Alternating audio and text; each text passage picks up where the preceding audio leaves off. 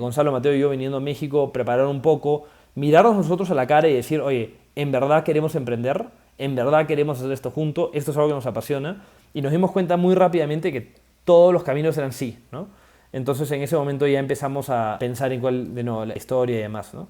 Todo esto se acelera porque en un momento, de nuevo, Mariana me insiste con, queremos que conozcas a Nico Secasi, ¿no? Y yo ya sentía, o sea, para los que no saben, Nico Secasi es una de las personas más exitosas en emprendimiento en América Latina, tanto por su rol en Mercado Libre como Armando Casec, ¿no? Entonces, para mí era difícil ya seguir pateando, o sea, en ese momento, para mí era un halago que me digan, oye, Nicolás, quiero hablar contigo, y para mí ya se estaba volviendo como que ya no puedo seguir pateando esta conversación, ¿no? Entonces dije, ya, ok, tengamos la conversación.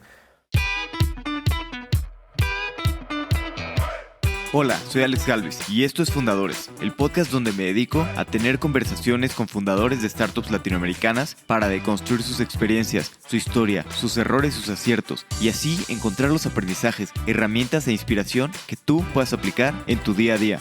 Bienvenido. Estimados fundadores, hoy estoy con Andrés Benavides, cofundador y CEO de Cometa. Están construyendo la infraestructura administrativa y de pagos para ayudar a los colegios privados en Latinoamérica a llevar su administración. Hablamos de su paso como jugador de fútbol en Segunda División, su involucramiento en el ecosistema de Perú desde 2014 a través de UTEC Ventures y Startup Perú.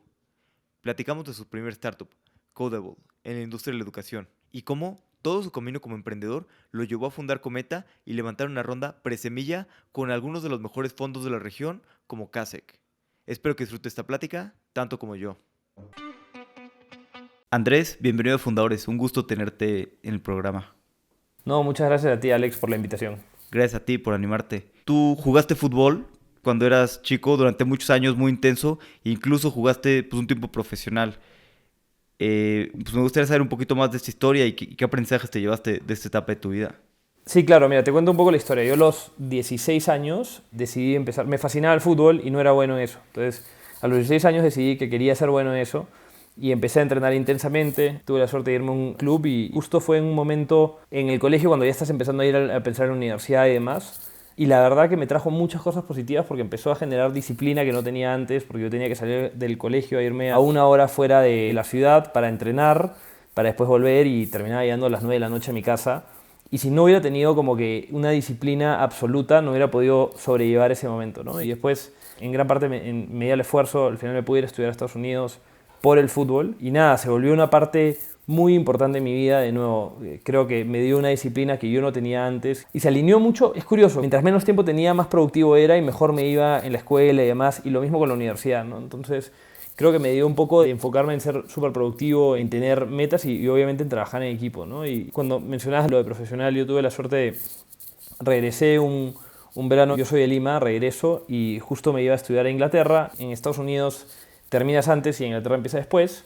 Entonces uno de mis entrenadores que había tenido menores me dice, Andrés, necesito jugadores sub-20 por una regla que había en la liga peruana. Y nada, me fui a jugar profesional con él y fue espectacular, ¿no? Porque me tocó estar con gente que tal vez tenían objetivos muy distintos a mí en cuanto a vida y demás, porque se querían dedicar al fútbol y poder entrar dentro de ese grupo y amoldarme fue, creo que una de las cosas que me ha ayudado mucho en mi carrera, porque si puedes lidiar con un camerino de fútbol, probablemente puedes lidiar con muchas otras cosas, ¿no? ¿Cómo fue esta parte de estar ahí, como dices, ¿no? Con objetivos? Bueno, cuando empezaste a jugar mucho más fútbol, ¿cuáles eran tus objetivos? Y luego, ¿cuándo fue cuando estuviste jugando, pues ver los diferentes objetivos de las personas, que imagino que eran pues, ser profesional, ¿no? La mayoría, o sea, de en primera, pues.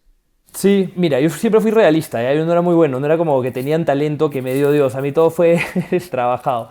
Entonces creo que fue paso por paso, ¿no? Lo primero fue, yo jugaba para un club que se llama el Club Regatas y dije, ya quiero llegar a ser parte del equipo de Regatas. Después era como que ya ahora quiero ser titular y ahora quiero ser una pieza importante del equipo, ¿no? Y poco a poco me daba cuenta que lo iba logrando, después como quiero irme a la universidad con fútbol. Después se dio esto de la parte de poder jugar profesional, ¿no? Tenía súper claro de que a los 16 años empezar a jugar contra chicos que vienen jugando desde los 5 años de manera competitiva, no había manera, ¿no? Pero la otra cosa que te diría que me ha dado como lección es, en verdad, si es que algo lo quieres lograr y pones las horas, es muy posible que logres tus metas, ¿no? Vas viendo paso por paso, ¿no? No es que a los 16 años dije quiero ser futbolista de segunda profesional en Perú, ¿no? Lo fui llevando un paso por paso y al final logré sacarle mucho más y creo que el fútbol me dio muchísimo a mí. Entonces, Al final eso es un poco como te lo resumiría, ¿no? Sí, totalmente. Y además los deportes de conjunto son muy buenos porque en primera te esfuerzas por hacer algo y en segunda pues dependes del equipo, ¿no? Y te das cuenta que las cosas en la vida también muchas veces no solo depende de ti, ¿no? Depende de otras personas, de trabajar en equipo y de pues, muchos otros factores. Totalmente, no dependes de ti, es más, hay muchas otras personas alrededor que van a determinar qué tan bien te va, inclusive dentro del equipo, ya sea el entrenador, ya sea tu compañero y demás, ¿no?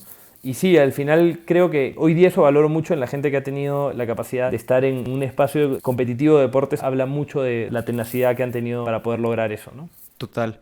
Y bueno, cambiando un poquito de tema varios años después, pues empezaste en UTEC Ventures, ¿no? Platícanos un poquito qué fue, qué se quería lograr y cómo fue que te sumaste al equipo de UTEC Ventures desde el principio. Perfecto, sí, mira, ahí la historia es interesante. Empezaba a surgir esta nueva universidad hecha por varios empresarios y grupos económicos en Perú que querían como que reimaginar lo que era una universidad de ingeniería de calidad, ¿no? Entonces, a mí me interesó mucho el proyecto, me interesa mucho la educación, después podemos hablar un poco más de eso, pero me interesó mucho el proyecto regresando yo de Estados Unidos, como era una cosa que estaba alineado a un poco la misión de vida que yo tenía, trabajar en educación, trabajar en cosas que generen desarrollo en la región. Y curiosamente llego a Carlos Genen, que era el director de la universidad, y me planteó lo que estaban armando, que era tanto la universidad como que dentro de la universidad lo que decían ellos, tenemos que tener un área de emprendimiento, ¿no? No sabemos bien qué va a ser esa área de emprendimiento, pero necesitamos tener un área de emprendimiento, ¿no? Y habían traído a Gonzalo Villarán, que fue mi jefe, y teníamos la visión de cuál es la forma que podemos ayudar al ecosistema, en este caso de Perú, en un momento que era totalmente incipiente, ¿no? Te estoy hablando del 2014.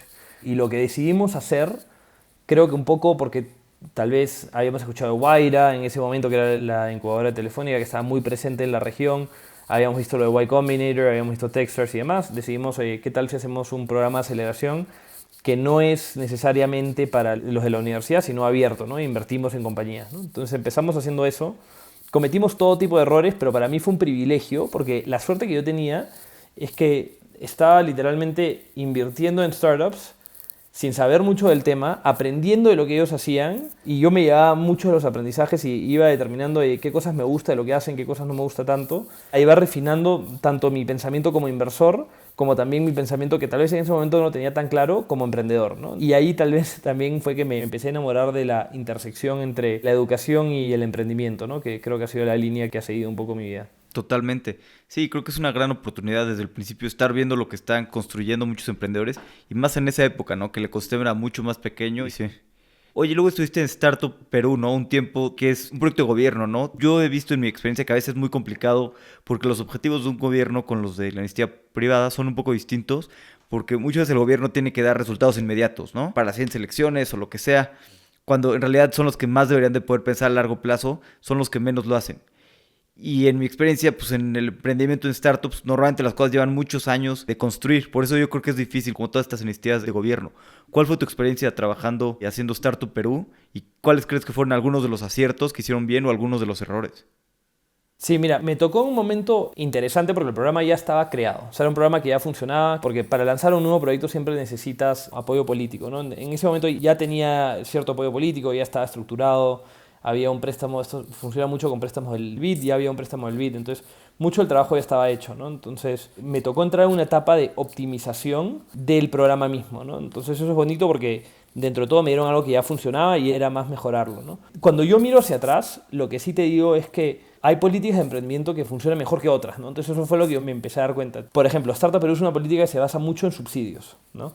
Al igual que Startup Chile, entre otras. ¿Y qué es lo que sucede ahí, no? Y a tu mención sobre la iniciativa privada estando un poco desligada de la pública, ¿no? Al final, lo que yo te diría es, Alex, tú como inversionista, o sea, a través del fondo que llevas, o cualquiera en la iniciativa privada tiene mejor capacidad de selección que el gobierno.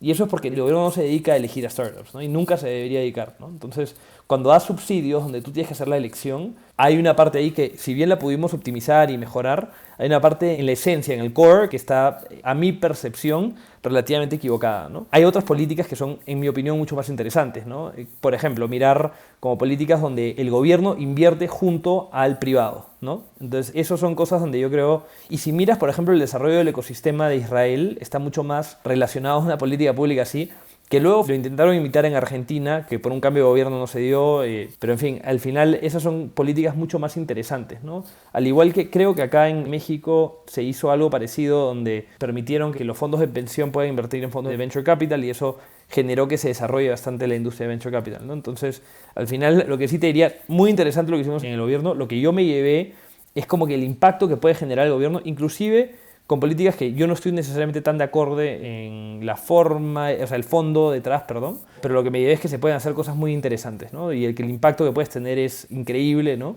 Pero también me llevé un poco esto de como, oye, ¿por qué no podemos implementar una política world class como la que hemos visto en otros países, ¿no? Sí, es difícil hacerlo desde gobierno, pero tienes razón que si están alineados los diferentes niveles de gobierno y los objetivos, pues se puede tener mucho impacto, ¿no? Como en Israel, como en otros lados, o como en muchas regiones, ¿no? Que incluso a veces, pues si no se hace todo perfecto, pero se hacen algunas cosas bien, bueno, pues ayuda, ¿no? En México se hicieron subsidios a empresas y inversión en empresas a fondos, pues tal vez no fue el mejor de los programas, pero al principio fue lo que ayudó a crear muchos nuevos fondos. Pues muchos murieron, pero algunos sobrevivieron y ya eso empezó como a kickstart el ecosistema para que hubiera más cosas. Sí, sí, sí. Y lo que te diría es que creo que Startup Perú también ha sido bastante potente en eso, ¿no? Si tú revisas las startups más reconocidas de Perú, no sé, se te van a ocurrir unos nombres de primera vista, seguramente todas pasaron por recibir este subsidio del gobierno, ¿no? Entonces, la verdad que creo que sí, sí ha tenido un impacto, ¿no? Pero un poco, siempre a veces toca ver qué más se puede hacer y en ese qué más se puede hacer es que hago esa crítica, ¿no? Y la hago en la mejor onda de que pueda seguir mejorando ese tipo de cosas, ¿no? Claro. ¿Y luego en qué momento dijiste, oye, ya estoy pues aquí viendo desde la banca y demás, me gustaría emprender? ¿Y en qué momento dijiste, ya estoy listo? Sé que primero empezaste Codeable y fue desde un Venture Studio, ¿no? Sí, sí, mira, te cuento la historia rápidamente, ¿eh? Y esto nace desde el trabajo que yo hacía en el gobierno.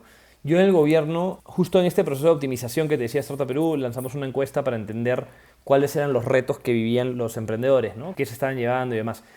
Y era evidente para mí, o sea, siempre tuve claro de que iban a decir financiamiento, ¿no? En eso me sorprendió porque estaba esperando que salga financiamiento y lo que salió al mismo nivel de necesidad que financiamiento fue acceso a talento, ¿no?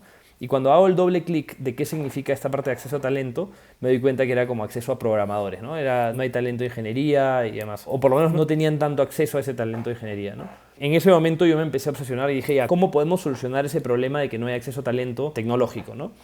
Y lo que empiezo a ver en paralelo es que se venían desarrollando muchas escuelas de programación en el resto del mundo. En Estados Unidos justo creo que estaba apareciendo Lambda School, ponle que esto fue 2017-2018, y ya habían modelos un poco como Hack Reactor, entre otros, que ya existían con cierto éxito, ¿no? Entonces yo me obsesioné y dije, ya, ¿cómo hacemos para que estos vengan a Perú? O que se creen iniciativas similares en Perú. Entonces traté de sacar una política pública que fomentara eso, ¿no? En el proceso lo que pasa es que justo ascienden al que era mi jefe y que yo tenía como buy-in de él para mis iniciativas, esta siendo una, lo ascienden pero de manera vertical, o sea, no directamente encima, entonces ya no supervisaba el área en el que yo estaba y la persona que entró no estaba alineada con la política, que para mí fue lo más frustrante del mundo, ¿no? Porque tenía, por ejemplo, me decían desde el BID que esto era una política que quería implementarla en toda Latinoamérica y yo tenía a un mando medio de un gobierno que me decía no me interesa, ¿no? Y peros y demás y como que me hacía la vida imposible, ¿no? Y un poco lo que yo decidí es yo quiero que esto suceda, ¿no?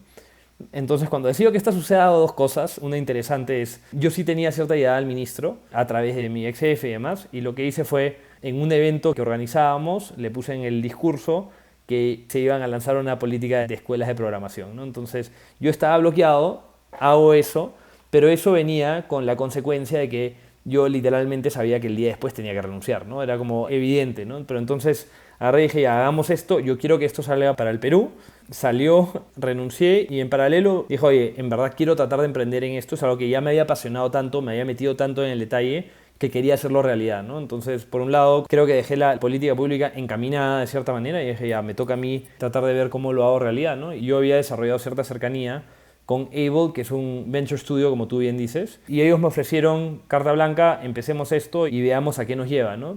Ellos un poco tenían la necesidad de talento tecnológico, entonces se alineaba mucho a los intereses que tenían y yo tenía la intención de emprender y nada, con eso empieza un poco la historia, ¿no? Y lo empezamos y la verdad que Able fue un súper socio en este negocio, un negocio que decidimos hacerlo relativamente más bootstrapped, esencialmente el dinero de Able y mi tiempo. Y nada, creamos Codeable, que esencialmente lo que hacen es enseñamos a la gente a programar y les cobramos un porcentaje de su salario posterior, ¿no? Como ya hay algunos otros modelos, Al final, no levantar capital lo que nos permitió es enfocarnos en calidad, no tanto en cantidad, y crecer de una manera sostenida, ¿no? Así fue como se empezó. Fue interesante porque además el apoyo de Mike Potter había empezado en múltiples empresas y Michael Polanski, que son los dos socios del Venture Studio también. Michael había estado en Founders Fund y tenía bastante cercanía a Sean Parker, entonces había sido partícipe de varias cosas y tener el apoyo de ellos al inicio de crear una empresa fue súper enriquecedor. Y me tocó trabajar con una de las personas que yo creo que es posiblemente uno de los mentores más importantes que he tenido en mi carrera, ¿no? Que se llama Taylor McElmore, que hasta hace poco era uno de los partners o uno de los que dirigía uno de los programas de Techstars, ¿no? ¿Y qué aprendiste de trabajar con estos mentores, además, pues ya con muchísima más experiencia, ¿no? Construyendo empresas de tecnología en Latinoamérica. Seguimos empezando, todavía estamos más empezando este momento y ellos pues, llevan toda una carrera, ¿no? Sí, mira, es curioso porque al final la base de todo es como, y de los que realmente creo que saben más de lo que están haciendo, tienen más experiencias, que al final van siempre a fundamentos, ¿no? De como, oye, en verdad esto es algo que tiene buen potencial de que nos paguen, que el costo de adquisición no sea demasiado alto, donde realmente le estamos generando un valor al alumno, ¿no? Entonces eran preguntas bien como esenciales y todas dimos como que en el checkmark, ¿no? Y después tenía mucho apoyo como en ejecuciones de día a día, en manejos de cosas. Yo hasta ese momento no había trabajado con programadores, entonces también me coacharon un poco más en ese reto, que era algo nuevo para mí. Entonces, en verdad, era una suerte porque tenía mucha mentoría para empezar una empresa, ¿no? Y eso me ayudó, además de tener cierto soporte, de sentir que no lo estaba haciendo solo, ¿no? Y se sumó muy buena gente a la iniciativa y al final armamos un muy buen equipo y es una empresa que hoy día todavía sigue. Yo no estoy involucrado en el día a día, sí me mantengo en el directorio y veo ciertas cosas, pero al final es una empresa hoy día que sigue con bastante éxito. Creo que debe estar graduando en este momento como, no sé, pues 300 alumnos al año, una cosa así, o sea que bastante bien, ¿no? Totalmente. ¿Y qué ventajas le ves a haber empezado en un Venture Studio sobre pues, haberlo empezado por tu cuenta? Porque creo que como First Time Founder, a veces puede ser muy práctico empezar con un Venture Studio. Lo que no me gusta es que a veces se quedan demasiado equity, entonces eso te puede afectar mucho para rondas posteriores, pero pues como First Time Founder te ayuda mucho, ¿no? A tal vez levantar dinero más rápido y poder construir más rápido, ¿no? Aprender más rápido. Y Alex, tal vez, y acá podemos tener una discusión, ¿no? Pero al final, para mí era lo que yo tenía acceso a en ese momento, ¿no?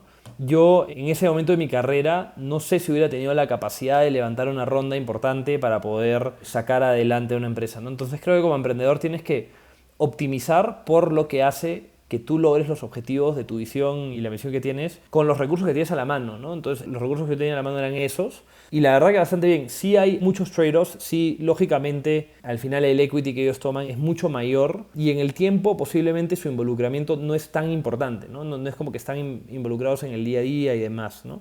Entonces, al final, si tienes el network, la capacidad de levantar capital, la capacidad de saber como algunas cosas básicas de emprendimiento, creo que no es necesario. Para mí en ese momento de mi carrera fue necesario y la verdad que súper agradecidos porque, por ejemplo, posiblemente si yo lo hubiera hecho solo, lo hubiera hecho algo que tenía que ser venture backed y levantar capital atrás, ¿no? Y ellos en un momento como que lo analizamos y la verdad que me hicieron pushback en eso y creo que fue la mejor decisión que se pudo haber tomado por el negocio, que al final es lo más importante, ¿no? Y tú como accionista y CEO del negocio en ese momento tienes que optimizar por lo que sea mejor para eso, no lo que sea mejor para ti, ¿no?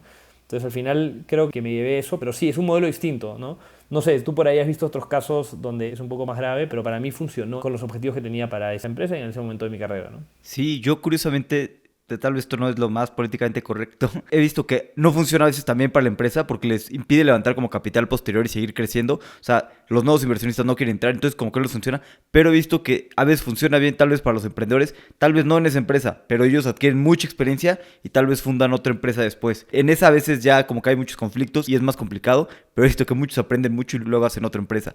No digo que el modelo no pueda funcionar, hay muchos que lo han hecho muy bien, pero pues, tiene sus complicaciones. Sí, yo te diría que no soy fanático del modelo, ¿eh? Pero funcionó y ahí tuve socios muy flexibles. En un momento me dijeron que si vuelves y te dedicas full time, cambiamos totalmente el equity structure, ¿no? Entonces al final también depende con quién estás haciendo el negocio, ¿no? Y al final, de nuevo, si ellos también son capaces de poner el negocio primero y poner los objetivos del negocio, ¿no? Pero sí, o sea, alineado, ¿no? Creo que es un modelo que especialmente si vas bajo un modelo de venture backed, puede ser muy tóxico después por dilución de los fundadores y demás, ¿no? Sí, igual si es bootstrap, si no vas a buscar capital de fondos, pues puede ser muy bueno empezar como Venture Studio. Pero bueno, hablando un poquito más de Codeable, ¿tú en qué momento decides que pues, se te acaba tu ciclo, que quieres salir y en qué momento pues, te vas dando cuenta? ¿Cómo es esa decisión? ¿Es de un día para el otro? ¿O cómo fue este debate en tu cabeza? Sí, mira, fue súper difícil, ¿ya? Porque una de las cosas que yo notaba con Codeable es que literalmente cambias vidas, ¿no? O sea, hay gente que antes no podía conseguir un trabajo de alta calidad y de la nada les cambias la vida porque consiguen un trabajo donde son muchas veces los que más ganan en su familia y demás. Entonces, yo estaba muy emocionalmente atado a lo que hacíamos, pero un poco en el camino que yo me quise trazar, y ya cuando me iba dando cuenta en esta pasión entre la intersección de la educación y la tecnología mi meta era tratar de crear algo que realmente cambie a escala la educación en América Latina, ¿no?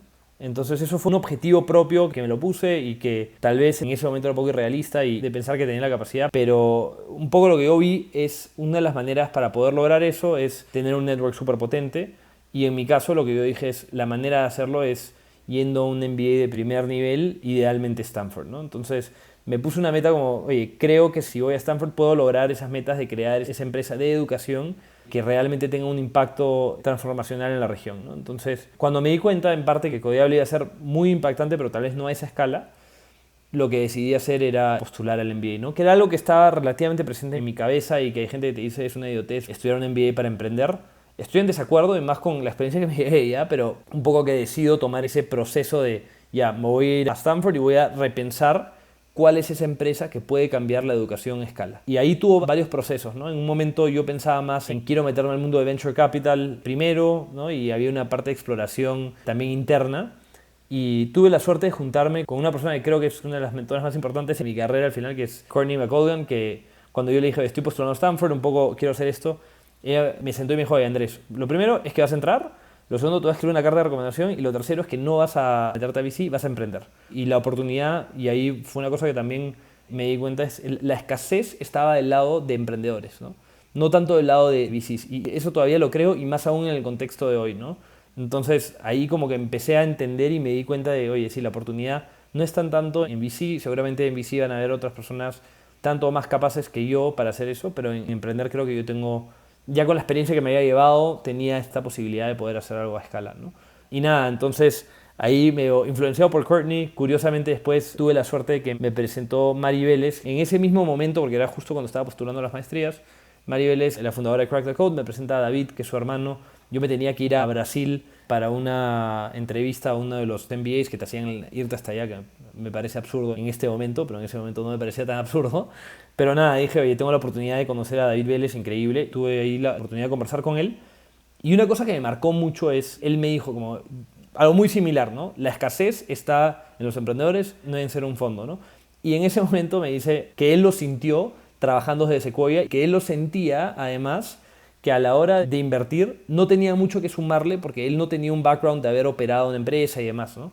Entonces, que bajo su percepción, en verdad, VC era para otra etapa, ¿no? Entonces, de la nada tuve dos personas que yo respeto muchísimo que me decían lo mismo, ¿no? Me decían, oye, el lado está más de emprender. Y dije, oye, ¿sabes qué? Me gustó emprender. Creo que puedo crear algo mucho más grande a escala en América Latina, en educación, que es el sector que me interesa. Y dije, ya, ese va a ser mi objetivo de lo que voy a hacer después y con suerte por el resto de mi vida, ¿no? Totalmente, ¿no? Sí, tienes toda la razón. Creo que lo que faltan son más emprendedores, ¿no? Y más personas creando cosas. Me acordaste de un muy buen amigo que levantó un fondo y ha emprendido varias veces. Él me decía, ¿por qué querías ser VC, no? Eso es de viejitos, cabrón. Si estás joven, aprovecha y pues mejor funda una empresa y todo, y ya después, pues ya que seas más grande, puedes ser VC. No sé si viste el tweet de Sam Altman hace poco. Sí lo vi. No creo que es tan verdad, ¿no? Pero en esencia decía que hay muy buenos operadores que no logran serlo porque la vida de VC es muy cómoda. Creo que no está viendo la vida de VC en Latinoamérica, que esa es muy distinta. Es diferente, pero sí es cierto que ya que logra cierto nivel de éxito en los VCs, pues ya es muy fácil levantar los fondos, ¿no? Digo, en Latinoamérica es distinto porque pues no hay tantos inversionistas y demás, pero bueno, pues en Latinoamérica emprender, pues también, no digo que sea más difícil que en Estados Unidos, cada país tiene sus complejidades, pero es muy complicado, ¿no? Sí, sin duda. Yo admiro mucho también el lado de VC, ¿eh? O sea, el trabajo es ultra valioso y de nuevo creo que es más fácil, y creo que el comentario de lo que decía Sam Altman va más alineado a como fondos que ya están hechos y demás y que entras a hacer uno más, ¿no? Pero hoy día en Latinoamérica estamos en la primera ola de VCs que están demostrando que es un asset class que en la región hace sentido, ¿no? Entonces es casi como emprender también, ¿no? Con distintos niveles tal vez porque estás diversificado, pero también están probando el asset class, entonces la verdad que por lo menos en Latinoamérica mucha admiración para los que están acá tratando de hacerlo, ¿no? Sí, de acuerdo. Yo también lo veo que es como emprender. Sam Altman decía que invertir part-time es muy divertido, pero que si eres full-time te termina el alma eso. Y que decía que básicamente que los VCs no hacen nada, ¿no? En mi experiencia eso no es verdad, ¿eh? Para que conste. Sí que yo me he llevado una muy buena experiencia con los fondos con los que me ha tocado trabajar, ¿no? Qué bueno. Oye, y ves esto, hablas con David y pues como te dicen todos, ¿no? Lo que necesitamos en Latinoamérica son más emprendedores, ¿no? Fuiste a Stanford y tenías tu objetivo muy claro de construir algo en la industria de educación. ¿Cuál es tu proceso de pensamiento después y cómo llegas a hacer lo que están haciendo en Cometa? Sí, mira, ahí te cuento un poco la historia. Yo llevo al MBA y uno, que fui muy social con decir, yo voy a emprender y voy a emprender en educación, ¿no? Entonces todos mis amigos ya sabían que ese era mi objetivo. De cierta manera estaba buscando con quién emprender, por un lado, ¿no? Como, oye, con quién me interesa emprender. Y la verdad que Stanford es un lugar muy único para poder hacer eso. Entonces estaba por un lado en esa exploración y por otro estaba en la búsqueda de mi tesis acerca de qué hace falta en América Latina, ¿no? Entonces, en ese proceso, yo decido que la mejor forma de hacerlo era, a ver, y esto puede sonar contraintuitivo con lo que dije antes, ¿no? Pero era trabajar para un VC, ¿no? Entonces, decido que quiero igual trabajar con un VC, pero diciendo súper claro, mi meta es emprender, ¿no? Y el primero que me acogió ahí es Esteban Sosnick de Rich Capital, que me dijo, oye, mira, haznos un análisis de las compañías que hay en Brasil y después, si haces algo en Latinoamérica, bacán, ¿no? Pero me dediqué a hacer un poco de research de Brasil.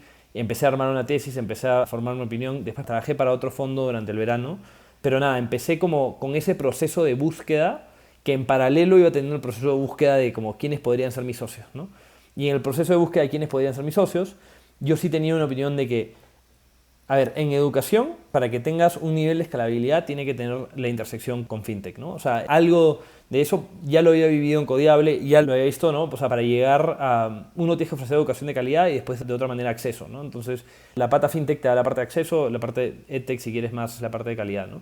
Entonces empecé a explorar, oye, quiénes les interesaban. Y no es un pool muy grande, ¿no? Porque al final son los latinos que están conmigo y nada, en el proceso, o sea, voy conociendo a Mateo y a Gonzalo, que son mis socios, y un poco la manera que yo lo pensaba en ese momento es, oye, ¿quién le interesa producto, tecnología? Y ese es un tema que a pesar de que yo tenía un background de haberlo trabajado en tech antes, no es como que mi core y es un skill set muy distinto al mío.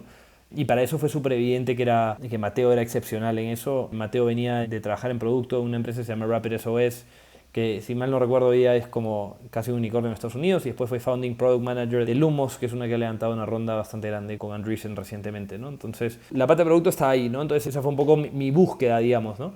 Y por otro lado estaba Gonzalo, que venía de México, que había trabajado en Affirm, que es este Buy Now Pay Later enorme en Estados Unidos, y él estuvo relativamente en el inicio, creo que en la serie B, hasta el IPO, ¿no? Entonces, cuando yo conversaba con Gonzalo, me parecía la persona más inteligente dentro del mundo de fintech, ¿no?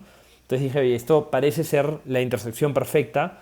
A todos nos interesaba la educación, los tres veníamos de mamás educadoras, entonces se alineó todo y lo que dijimos fue, oye, tomemos una clase juntos en Stanford que se llama Startup Garage, que ahí es donde nace, por ejemplo, DoorDash, ¿no? Y nada, era súper privilegiado de poder tomar esa clase y lo que fue es, tuvimos que decidir trabajar juntos, cada uno se fue a hacer lo que le tocaba en el verano, que era la práctica del verano. Yo me fui a un fondo, Gonzalo a un fondo, pero más del lado de incubaciones, y Mateo trabajando en Duolingo, ¿no? Y regresamos y tomamos este curso y exploramos un montón de ideas que eran bien idiotas, hasta que dentro de las cosas que yo había marcado, que una de las cosas más importantes era el sector K-12 en inglés o el sector de colegios, y una vez que empezamos a hablar con colegios fue como que inmediatamente acá hay algo, ¿no? Y ahí hicimos el double down y empezamos lo que es Cometa, que si quieres te cuento un poco más también.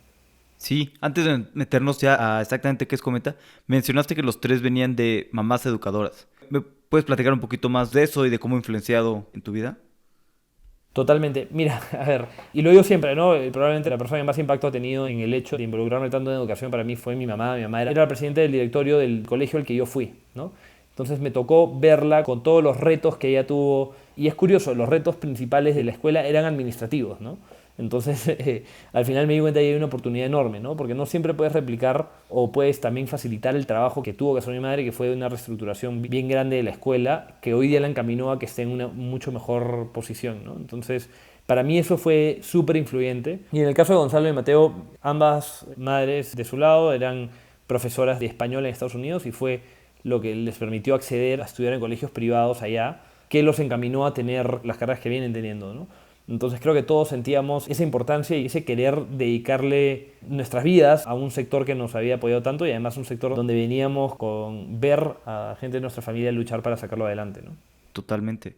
Y ahora sí, metiéndonos un poquito en lo que hacen en Cometa, explícanos así, pues muy sencillamente, qué hacen en Cometa y sobre todo, pues qué problema resuelven, ¿no? Y por qué es esto un problema. Sí, mira, hoy día Cometa automatiza todos los procesos de cobranza dentro de los colegios, logrando una reducción sustancial, y acá te explico un poco el problema, ¿no? De la morosidad y de los incobrables, ¿no? Hoy día nosotros vamos a los colegios y logramos reducir la morosidad de los $5 en 52%, ¿no? Entonces eso es literalmente un montón, ¿no? Al final el cometa no le cuesta al colegio, es un ahorro. Entonces lo que nosotros detectamos es que hoy día hay muchos temas, y más impactado por COVID y demás, donde los colegios sufren por flujo de caja, ¿no? El flujo de caja y además de todo el trabajo administrativo que conlleva estar cobrando las colegiaturas, ¿no? Entonces decidimos crear un proceso para automatizar algo que es esencial dentro de la escuela, pero no es el core, ¿no? El core al final del colegio es enseñar, ¿no? Entonces decidimos automatizar ese proceso para que, si bien ellos siguen teniendo el control y no es una tercerización, lo puedan hacer de manera mucho más efectiva y al final eso les permita tener mejores resultados dentro de la administración de la escuela y demás, ¿no?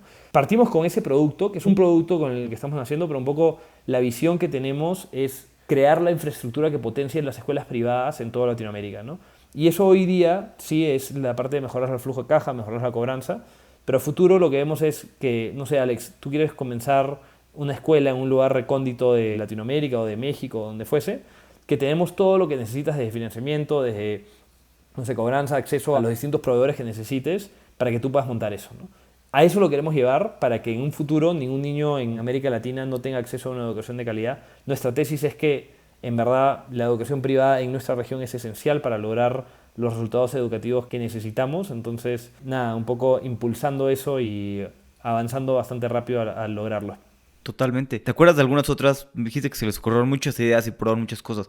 Algunas otras ideas que hayan probado, porque por ejemplo esto, ahorita ya que me lo dices, es un problema muy obvio, ¿no? La cobranza en las escuelas. Pero pues tal vez antes nunca se me hubiera ocurrido, ¿no? Son los tipos de problemas que son difíciles de ver. Sí, y como te explicaba, no es como un vertical SaaS dentro del sector educativo, y lo que yo veía es que en Estados Unidos habían múltiples que hacían esto en el sector de K-12 de nuevo, de colegios, y no veías tantos players en América Latina que no sean legacy o demás, que tengan como todo lo que necesita un colegio, o inclusive soluciones específicas, ¿no? Entonces lo que vimos es un white space enorme en este sector. El otro sector donde había más competencia, pero una de las ideas que yo había visto muy de cerca, es una empresa que se llama Multiverse en Estados Unidos. Entonces traté de explorar algo similar a Multiverse, que esencialmente son lo que se llama Apprenticeship-Based Training, ¿no? Que es como aprender en el trabajo en vez de que tengas una educación, y eso como forma de educación superior, ¿no? Y al final lo que nos empezamos a dar cuenta es que no hacía tanto sentido en América Latina, no había tanto necesidad de las empresas o willingness to pay de las empresas para que haya un modelo de Apprenticeship-Based Training, ¿no? Y nada, ahí lo exploramos un tiempo, no nos hizo sentido, y te juro, fue una cosa, empezamos a hablar con un colegio y dijimos, oye, acá hay algo, ¿no? Y ahí partimos a explorarlo a más detalle, ¿no? Totalmente. ¿Cómo fueron un poquito, por ejemplo, hablaste con algunos colegios? ¿Cómo eran tus conversaciones con estos colegios? ¿Y cómo haces para preguntar las preguntas indicadas que te lleven a tener estos insights, ¿no? Buena pregunta, y literalmente podríamos pasar un montón de tiempo discutiendo acá porque tomamos un curso que literalmente era hacer eso, ¿no? Alex, una cosa que yo me llevo que es como, esto lo vengo escuchando desde que yo empecé en emprendimiento en el 2014, ¿no? Como que habla con tus usuarios, ¿no? Lo distinto que me pasó fue que en esta clase de la nada tenía a Greg Waldorf, que había fundado Invoice2Go, que fue una empresa que se vendió por cientos de millones, y él fue el CEO de eHarmony, que me decía, habla con usuarios. Y me decía las preguntas y como que enfócate en hablar con usuarios. Y Matt Glickman, que también era otros profesores, que me decía esencialmente lo mismo, ¿no? Entonces, lo único que cambió de la información que yo tenía antes de la gente que habla de Lean Startup, entre otras cosas, es que me decían el advice gente que era muy reconocida, ¿no? Entonces, íbamos a un de colegios y nos tomábamos súper en serio. El momento más interesante que teníamos era poder hablar con las escuelas, escuchar cuáles eran las problemáticas que tenían, ¿no? Partir de cosas relativamente acotadas, ¿no? De cómo manejan el proceso administrativo hoy día, qué retos tienen, etcétera. Y íbamos entendiendo y les preguntábamos mucho por qué y demás, ¿no? Y si algo en retrospectiva me arrepiento es no haberle dedicado más tiempo a ese proceso, ¿no? Porque una vez que levantas capital, como que te sientes en modo ejecución, y yo, por lo menos, y uno de los errores que cometí fue perder esa perspectiva de como, oye, todavía estamos en modo exploración. No importa que tengas, en nuestro caso, no sé, $5 millones en el banco, lo que importa es que sigas en ese modo de exploración y sigas entendiendo a tus usuarios, especialmente en las etapas iniciales, ¿no? Entonces, eso es una de las cosas que, a ver, nos lo dijeron y aún así nos desviamos un poco de ahí, ¿no?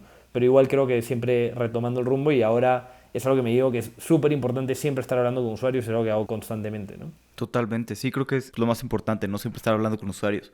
Y mencionaste ahorita que levantaron $5 millones. Sé que invirtieron algunos fondos muy buenos en su ronda, Kasek y algunos otros. Tío, tú ya tenías bastante experiencia trabajando en fondos, emprendiendo y demás. pero ¿cómo armaste la ronda? ¿Cómo fueron hablando con inversionistas? ¿Cómo fue toda esta parte de levantar capital? Porque digo, acaban levantando bastante, 5 millones, y pues sin tener todavía ventas, ¿no? Teniendo un gran equipo, la idea de dónde atacar, pero todavía sin ventas. Sí, mira, lo que te voy a decir es que lo primero es, yo te podría decir lo que probablemente hace una buena historia, o que la gente se lleva como el headline de la historia, ¿no? Que es, literalmente no estamos levantando capital y nos llegó un term sheet del fondo más grande de América Latina, ¿no? Y que en 3 días tuvimos, ponle tú, creo que fueron como 10, 12 ofertas de distintos fondos, ¿no? En 3 días teníamos todo eso, ¿no? Y uno se puede llevar como que la perspectiva, mira qué fácil fue para ellos levantar capital. Pero la realidad empieza desde el momento que yo te estaba diciendo, y creo que para mí Cometa empieza desde el momento que yo decido postular al MBA, desde el momento que me influencian un poco de decir, oye, llevemos esto, o sea, es mucho más interesante tus objetivos, de dónde quieres llevar la educación en América Latina a través de emprender, ¿no? Y cuando me voy a Stanford, Stanford fue parte de mi preparación para hacerlo, ¿no? Yo sabía que ahí iba a ser mucho más sencillo poder levantar capital. Me acuerdo perfecto, además, la primera conversación que yo tuve con Kasek y Mariana Donangelo, que fue y es la partner que está cercana a nosotros, no me va a dejar mentir, ¿no? Tuvimos una conversación, curiosamente, Gonzalo, cuando todavía no habíamos hablado de ser socios, éramos Gonzalo, Mariana y yo en un Zoom hablando de qué cosas nos interesaban y nada, ellos estaban súper presentes, pero a lo que voy es, empezamos, tanto Gonzalo, Mateo y yo, mucho antes a crear la carrera que necesitábamos para lograr levantar capital de esa manera, ¿no? Que, dicho sea de paso, no es el objetivo, es un medio, ¿no? Y simplemente lo vimos como un medio para poder hacer las cosas más rápido, ¿no? Entonces, a ver, veníamos con esta preparación, yo había trabajado para Rich Capital también, en este proyecto de verano, Gonzalo había trabajado en un fondo también, entonces veníamos con mucha preparación para poder levantar esta ronda de capital, ¿no? Cuando nos damos cuenta de que esto iba a ser una ronda competitiva, te diría que fue más o menos en noviembre del 2021, que recién estábamos nosotros como conversando y explorando y hablando con colegios, lo que decidimos hacer es empezar a pensar en cuáles podrían ser los fondos que contactaríamos y demás, y cuál iba a ser la historia que íbamos a contar, ¿no? Todo esto se acelera porque en un momento yo ya había tenido una conversación con Mariana de Kasek. Mariana me dice, oye, quiero que tengamos una siguiente conversación con Santiago Fossati. Tengo esa siguiente conversación con Santiago y nada, después me escribe Mariana y me dice, oye, quiero presentarte a Nico Sekasi, ¿no? Y yo un poco que no me sentía listo para levantar capital en ese momento y sentía que me estaban llevando hacia ese camino, ¿no? Entonces traté de esperar las cosas, nos pasamos nuestras vacaciones, si quieres, de invierno, Gonzalo, Mateo y yo viniendo a México, preparar un poco, mirarnos nosotros a la cara y decir, oye, ¿en verdad queremos emprender? ¿En verdad queremos hacer esto juntos? Esto es algo que nos apasiona. Y nos dimos cuenta muy rápidamente que todos los caminos eran sí, ¿no? Entonces en ese momento ya empezamos a pensar en cuál, de nuevo, la historia y demás, ¿no? Todo esto se acelera porque en un momento, de nuevo, Mariana me insiste con, queremos que conozcas a Nico Sekasi, ¿no? Y yo ya sentía, o sea, para los que no saben, Nico Sekasi es una de las personas más exitosas en emprendimiento en América Latina, tanto por su rol en Mercado Libre como Armando Kasek, ¿no? Entonces, para mí era difícil ya seguir pateando, o sea, en ese momento, para mí era un halago que me digan, oye, Nicolás, quiero hablar contigo, y para mí ya se estaba volviendo como, ya no puedo seguir pateando esta conversación, ¿no? Entonces dije, ya, ok, tengamos la conversación. En el momento que le digo sí a Mariana, vemos en la invitación a la reunión que estaban todos los socios de Kasek, ¿no? O sea, todos los distintos partners. Y yo había trabajado en VC y dije, esto es Investment Committee. Llamamos a un profesor nuestro de Stanford, que una de las cosas bonitas de estar ahí en la universidad es que como todo se iba gestando ahí, teníamos apoyo de los profesores y demás. Es uno que escribe mucho de emprendimiento, que se llama Ilya, no sé cómo pronunciar su apellido, pero siempre que ven métricas de como, oye, unicornios por universidad, unicornios por no sé qué tanta cosa, mucho de ese research de VC viene de Ilya, ¿no?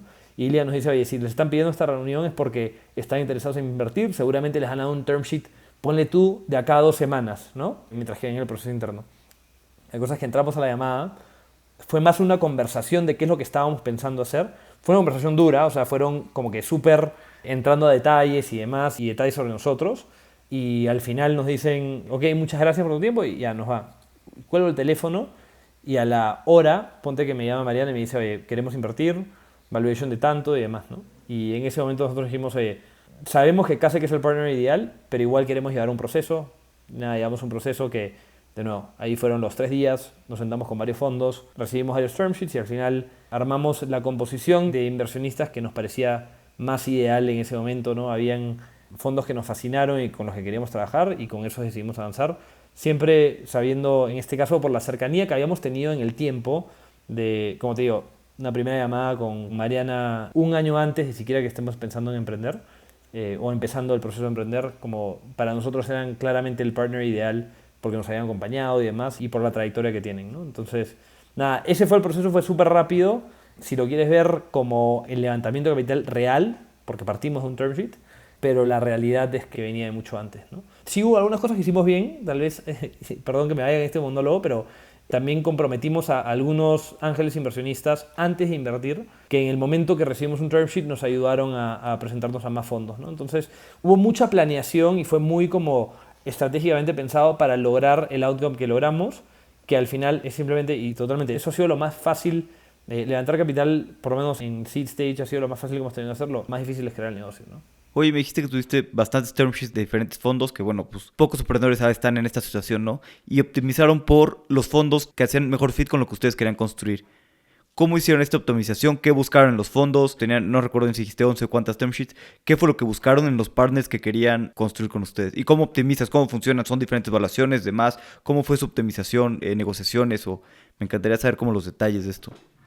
Sí, sí, sí, es una buena pregunta, ¿no? Y al final, mira, no sé cuántos term sheets fueron, y punto fue como que pudo haber sido Sí, súper da rápido, igual. pero el contexto era como algo así, ¿no? Era la preparación previa.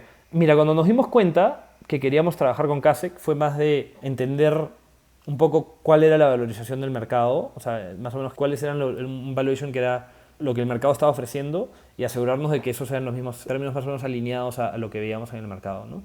Y también fue un espacio para, no sabíamos lo que no sabíamos, ¿no? Al final queríamos conocer otros fondos, queríamos explorar qué nos llevábamos y la verdad que conversamos con fondos excepcionales que son súper buenos, pero al final sí queríamos y nos dimos cuenta de que quieres que un fondo lidere para después que estén involucrados en el proceso, que estén realmente bought in, ¿no? En ese momento tal vez se había puesto de moda como hacer los famosos party rounds, donde nadie necesariamente lidera, pero después ningún fondo está necesariamente bought in. Entonces eso fue algo que nos dimos cuenta que no era lo que queríamos hacer, ¿no?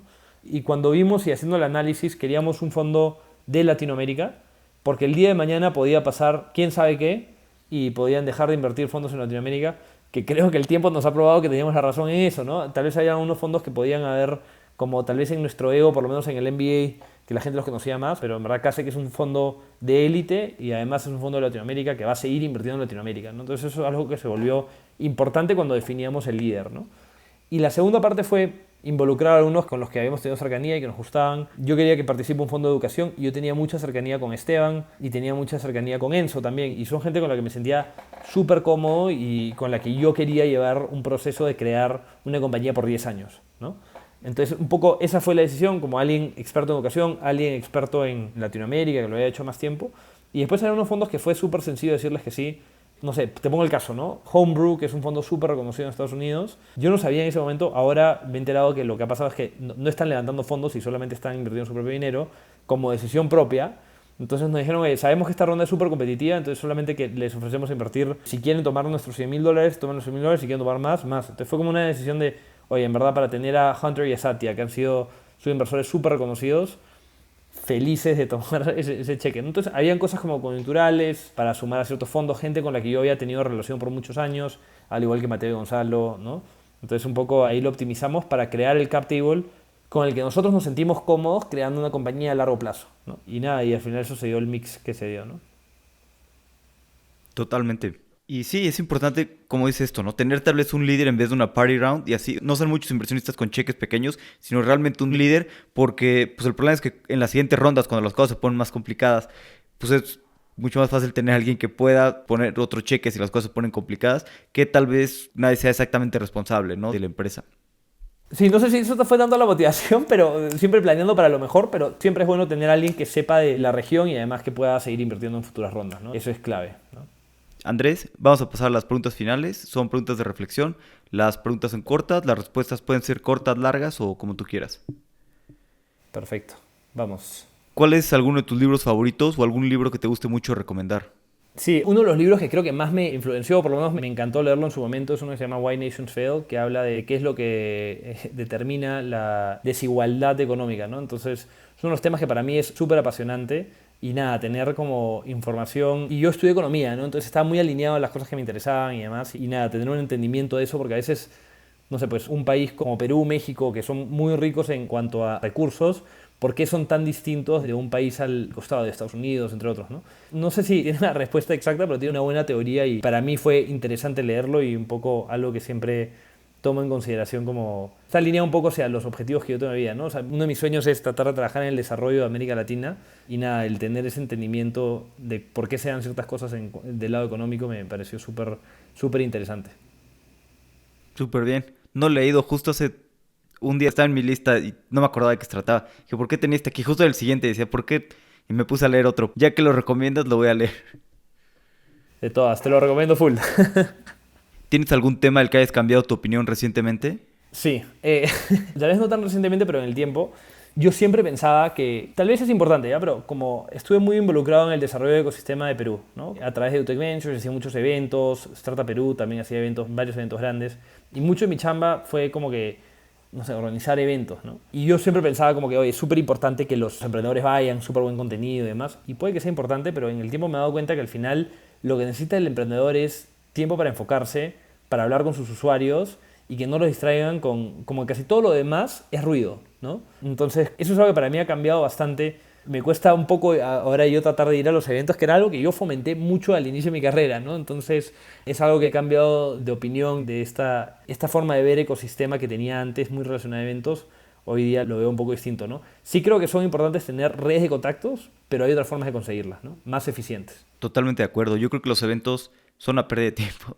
O sea, si al principio no sabes nada, está bien porque conoces otras personas, te pueden orientar y puedes avanzar mucho al principio, que no sabes nada. Ya más adelante, pues la verdad es que es mejor hablar con tus usuarios, construir y estar trabajando más que estar en eventos. Pero creo que es una buena manera las personas que están empezando que puedan ver a otras personas con más experiencia construyendo y que puedan ayudarlas en eso. Que bueno, como dices, son redes de contacto que tal vez se pueden hacer de otra manera, pero tal vez no, ¿no? Hay personas que sí, hay personas que no. Yo así empecé y fui a unos eventos y fui conociendo personas y, por ejemplo, otra vez conocí a alguien, bueno, de un pueblito de México que me decía, pues yo no conozco a nadie, yo vengo a un evento y pues como que es la única manera que tengo de empezar a conocer más y entender más de todo de startups. Sí, puede ser. Tal vez estoy siendo un poquito muy centrado en lo que sirve para mí, ¿no? Pero en esa etapa de mi carrera era un poco algo que vi tan importante que hoy día es cero importante Sí, para no es mí, tan ¿no? importante. Eventos Sí, de de colegio sí acuerdo. me fascinan, ¿ah? Eso sí, eso sin parar. ¿Qué creencia o hábito has cambiado en los últimos 5 años que ha mejorado drásticamente tu vida? Ya. Mira, Alex, no sé si ha cambiado drásticamente mi vida, pero una de las cosas que sí he hecho, lo escuché de una de las clases que tomé, y es que te da más energía una ducha de agua fría todas las mañanas, ¿no? O meterte a la piscina o alberca, como dicen acá. Yo no tengo alberca en mi casa, no planeo tener, pero agua fría al inicio de la mañana, siento mucho más energía a través del día, ¿no? Entonces eso es una pequeña cosa, no sé si drásticamente, pero es una cosa que me ha ayudado a no depender del café. Es más, ya no tomo café, ¿sí? Entonces es un plus. Qué bueno. Sí, yo tampoco tomo mucho café, una adicción menos que tener. Andrés, también lo que están construyendo en Cometa es pues, un camino complicado y es ir por todas, ¿no? Construir una startup y una empresa de alto crecimiento es ir por todas. ¿Y por qué decidieron irse por ese camino y no tal vez pues un camino más tranquilo, trabajar en una buena empresa y con un buen salario que tal vez estás trabajando menos horas? Sí, mira, de mi lado, y creo que lo comentaba antes, ¿no? Un poco mi objetivo era tratar de crear la empresa más grande, o una empresa que cambie, y eso me lo seteé muy atrás, de cambie la educación a escala en América Latina, ¿no? Y la manera que yo vi de hacer eso es emprender, y creo que mucho de eso fue influenciado por la figura de mi abuelo, ¿no? A ver, mi abuelo empezó una de las empresas mineras más grandes del Perú, y eso para él era todo, ¿no? O sea, y ahí vi la motivación detrás de lo que él hacía. No era una motivación financiera, ¿no? Él siempre, y lo repetía y cada vez que lo escuchaba, él creía que la única forma de desarrollar la sierra, o sea, los Andes, era a través de minería. Eso es lo que él creía, eso se puede debatir, pero eso es lo que lo movía a él, y esa era la pasión que él tenía por tratar de desarrollar el país al que él se sentía muy, muy afín, ¿no? Un poco mi lado era, yo pensaba, ¿cuál es el equivalente en lo que quiero dedicarme a mí? Es la parte de educación. Yo veía también la importancia de la educación. Tuve una madre educadora, lo tuve muy de cerca y se hablaba mucho en mi casa. ¿Cómo puedo tratar de generar desarrollo en América Latina? Y me pareció siempre que era entre la intersección de la tecnología y la educación, por lo que había vivido, ¿no? Entonces, la influencia de lo que yo vi, del impacto que pudo tener mi abuelo en el desarrollo, me llevó a pensar que yo podía también soñar en algo enorme, ¿no? Soñar en algo en grande, de crear una empresa que, como lo que él hizo, también cambie una industria, ¿no? Entonces, y para mí la forma de desarrollo de América Latina es justamente eso, la intersección entre educación y tecnología. Entonces, poco que me influenció a pensar de que también tengo la capacidad. Yo vi a mi abuelo es un tipo brillante, pero más que nada era una persona trabajadora, ¿no? Entonces, me hizo pensar que si alguien que tuve tan cerca tuvo la capacidad de hacerlo en la industria que él creía que era la importante para el desarrollo, yo también quiero vivir mi vida con la intención de tener ese cambio, ¿no? Y nada, es algo bien bonito porque al final del día me permite tener un propósito que es mucho más allá de conseguir dinero, ¿no? El conseguir dinero o la parte financiera es un impacto de crear valor, ¿no? No es necesariamente tampoco el fin, ¿no? Totalmente, y estoy de acuerdo. Yo creo que, digo, de educación obviamente, pero creo que el emprendimiento en tecnología es una oportunidad de realmente construir algo grande en Latinoamérica y pues poder salir de donde estamos, ¿no? Generar mucho más riqueza para toda la región y tener trabajos de calidad que podamos exportar a otros lados y realmente, pues sí, tener más riqueza para la región. Totalmente. Y ahí creo que la chamba que haces tú, la chamba que hacen todos los que estamos involucrados en el emprendimiento es clave para que eso se logre, ¿no? ¿Tienes algún consejo que te hayan dado que te haya servido mucho? Sí, y creo que te lo dije antes, pero hablar con los usuarios, ¿no? Al final casi todo es muchas veces distracción. De nuevo, yo en verdad cada oportunidad que tengo de estar hablando con potenciales usuarios, potenciales clientes, me encantaría, le dedico la mayoría de mi tiempo y al inicio me hubiera encantado dedicarle más tiempo, ¿sabes? El consejo que yo le daría a todos que me dieron a mí es encárgate de hablar con usuarios y entiende a profundidad los problemas que tienen. Y sé que suena un poco repetitivo y para muchos ya trillado, pero la verdad que creo que es la esencia detrás de emprender con éxito, ¿no? Sí, totalmente. Andrés, muchas gracias por tu tiempo. La pasé muy bien platicando contigo, conociendo más de tu historia, de lo que hacen en Cometa y espero que tenga bastante impacto en la región en los siguientes años, ¿no? Esto es apenas el comienzo. Totalmente alineados, apenas el comienzo y sin duda vamos a tener un impacto enorme por ahora en México y seguro en un futuro en el resto de Latinoamérica. Como siempre, muchas gracias por escuchar. Y si te gusta Fundadores, por favor, comparte algún episodio a alguien que sepas que le pueda gustar. O simplemente califícanos con 5 estrellas en Spotify. Y aprovecho para mandar un saludo a todos los que nos escuchan en Alemania. Hasta la próxima.